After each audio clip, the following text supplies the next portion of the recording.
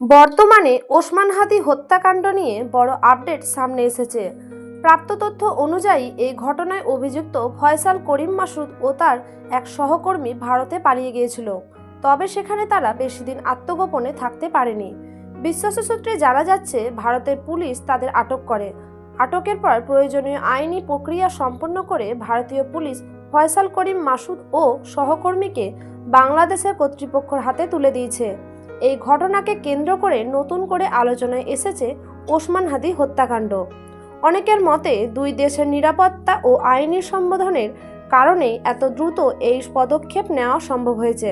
এতে স্পষ্ট বার্তা গেল, আইনের হাত থেকে পালিয়ে বাঁচার সুযোগ নেই। যারা ভেবেছিল সীমান্ত পার হলে সব শেষ, তাদের সেই ধারণা ভেঙে গেছে। এখন সবার নজর বাংলাদেশের পরবর্তী আইনি প্রতিক্রিয়ার দিকে। এই মামলায় আরও কী তথ্য সামনে আসে সেটাই দেখার বিষয়। এ বিষয়ে আপনার মতামত কি কমেন্টে জানাতে ভুলবেন না। তারপর আপডেট জানতে অবশ্যই চ্যানেলটি সাবস্ক্রাইব করে রাখুন। ধন্যবাদ।